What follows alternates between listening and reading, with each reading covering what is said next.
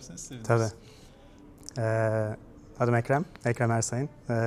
PCS Wireless diye bir şirkette çalışıyorum. 16-17 sene oldu ben Amerika'dayım. Öğrenci olarak geldim buraya. Hoş geldiniz. Ondan sonra yani babam bana sürekli geri dönmemi söylüyordu. Türkiye'ye döndürmeye Ben çalışıyorlar. finans okudum burada. Dedim ki bir sene Wall Street'te çalışayım, tecrübe yapayım, ondan sonra geri döneceğim dedim. Sonra bir sene çalıştım, hoşuma gitti. Dedim ki biraz daha devam edeyim, yani tam şey oturayım, ondan sonra döneceğim dedim. O hiç bitmiyor değil mi? Ondan sonra Sürekli baktım, ben yani ilerlemeye devam ettim burada. Sonra burada kalmış olduk. böyle. Kaç yıl oldu şimdi? Ben 2009'da geldim. 17 sene olmuş. Evet, 17 sene oldu. Ondan sonra bu sokak röportajlarındaki yani orada şeyimizi kurduk gibi demeyeceğim ama yani çocuğum oldu burada, evlendik. Öyle İstanbul bahçesinde. ondan sonra burada kalmış olduk yani öyle. Ama şu an iyi gidiyor. Süper. PCS Wireless ne yapar? PCS Wireless bu şirket şöyle söyleyebilirim. İkinci el piyasasının Apple'ı gibi bir şirket. Neyin ikinci eli ama? Bütün Apple device'larının. Bunlar biz direkt Apple'la çalışıyoruz. Ya iPhone'lar, iPad'ler, MacBook'lar. iPhone, iPad şöyle diyebiliriz. Mesela Trade-in diye bir cihaz değiştirme bir program var Apple'ın ve başka böyle ikinci el programları var onların. Bütün bunları ana partnerlerden biri PCS. Bütün onları alıyoruz hemen hemen dünya genelinde. Açılmaya devam ediyorlar. Yani Türkiye'de de bir operasyonunuz var mı? Türkiye'de yok. Ben bizimkilere söyledim neden Türkiye'de şey yapıyorsunuz, bana cevap vermediler. Orada sanırım biraz daha Sitenize baktım, Suudi Arabistan var. Evet. Orta Doğu'da bayağı bir Evet, bölge var, Orta Doğu'da şeyler var. daha da büyümeye çalışıyor. Özellikle Apple orada büyümeye çalışıyor. Bu Android marketi kırmaya çalışıyorlar o tarz yerlerde. Bu trading'e daha fazla değer vererek insanları çekmeye çalışıyorlar. Asya'da çok hızlı büyümeye başladık şu an. Özellikle Japonya'da Çin'i almaya çalışıyoruz. O da çok büyük bir market Apple için. Ben o şirketin teknolojisini yönetiyorum genelde. Yani infrastructure hariç. Bütün işte ERP diyelim, integrations. Bir yazılım tabii koşturuluyor. Bütün bu süreci Kesinlikle. yönetmeniz için. Yazılımlar var. Bizim kendi in-house yaptığımız geliştiriyorsunuz. application'lar var. Buraya da zaten onun için geldik, birkaç tane görelim yani AI'da neler oluyor. Biz yapıyor? neredeyiz AI ile ilgili? Siz neler yapıyorsunuz AI ile ilgili? Hazır konu açılmışken. Biz AI ile ilgili şu an özellikle ilk çıktığından beri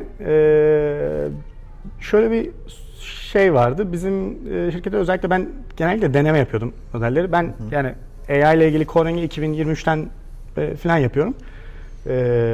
Algoritmik trading yapıyordum ben kendim. Ondan sonra oradan ne öğrendiysem şirkette yapıyordum aynısını. İlk işler finansla başladı. Evet, ben yani çok uzun zamandır algoritmik tradingle uğraşıyorum. Geçmişini buraya devşirdiniz yani. Algoritmik tradingle uğraşırken yani o öğrendiklerimi genelde iş yerinde yani çocuklara anlatıyorum. Hani bunları böyle yapın gibisinden. Yani öyle bir şeyim vardı. Şu an özellikle ne yapıyoruz? Ben asıl sürekli böyle workflow yaratmak yerine hani böyle sürekli bir AI ile işte bu şeyi dönüştürelim ve şu departmanı işten çıkalım gibi bir şey yerine CEO'ya geçen şunu anlattım. Dedim ki biz saat olarak bakalım bu işe. Nerelerden saat olarak kısabiliriz? Yani şirket mesela çok hızlı, agresif bir büyüme içine girdi şu an. Önümüzdeki 5 senede çok hızlı derecede büyümek istiyorlar. Ama overhead'e çok para harcamak istemiyorlar. Tabii. Bunun şu an dedim ki biz elimizde olan o bütün işlemleri nasıl AI'ye geçirebiliriz ve oradan saatleri kazanırız. Çok basit bir şey yaptım. Mesela bir toplantı vardı. Haftada 2 gün toplanıyorlar. Ve yani ortalama saat ücreti $100. 6 kişi katılıyor. $1200 haftada sadece bunu harcıyorlar. Toplantıya saat. Toplantıya. Yani. $1200. Ayda $5000 hemen hemen. $4800. Bizim CEO'ya gösterdim onu. Dedim ki bak böyle, o da şirketin asıl yani main partnerlardan biri yani. Yani adam, şimdi ben tabii bu böyle anlatmaya başlayınca yani saat olarak düşünmeye başlayınca evet 5000 buradan, 10.000 Başka buradan. yerlerde çıktı Şimdi tamamen. bu sefer tabii o benim düşündüğümden daha fazla düşünüyor. Commercial tarafta da olan o toplantılar bilmem neler saçma şeyler demeyeceğim ama yani bazı gereksiz toplantılar bu şekilde elimine edilebilir. Mesela Bunu agent'a çevirdik. Sub agent'larla birlikte datayı alıyor, üretiyor hemen. Ondan sonra o kişilere e-mail gönderiyor. Diyor ki sorunlar burada. Mesela cost'larda diyelim ki general ledger'a bakıyor. İşte şuralarda book yaptık. Yani cost şurada yanlış. Şunlara bakın. Bu raporlamaları. Yani onları yapmak için normalde data analyst getiriyorduk. Functional consultant getiriyoruz. İşte controller geliyor. Bilmem ne, bir sürü kişi bakıyor aynı anda bir sorun çözebilmek için. Onun yerine biz bunu agent'a yaparak, yani onların toplanacaksınız. Toplanın yine, ama en azından bir sebep, gerçekten büyük bir sebep olduğunda toplanın. Yani bunun gibi örnekler veya executive'leri şu an ufak böyle agent'lar yapıyoruz. Onların raporlara bak, mesela benim şu an benim gördüğüm bu genel olarak insanların raporlara bakış açısı değişecek. Şu an raporlar her şey Power BI yapalım, Tableau yapalım, raporlara gidelim. Bence bunların hepsi API olacak. Ve agentlar insanlara rapor gönderecek. Yani şunları günlük bakabilirsin. Mesela ben bizim executive'lere onu yapmaya başladım. Ufak bir agent yapıyoruz. O gün ne kadar satış olmuş, hangi satışçı çok iyi yapmış veya hangi satış menajeri kişilerle ilgilenmiş, işte bir sürü böyle detaylar. Onlara mesaj şeklinde sabahları, mesela yani trading'den, yani vereceğim, pre-market hazırlığı. Olsun, o kadar insider bilgisi olsun.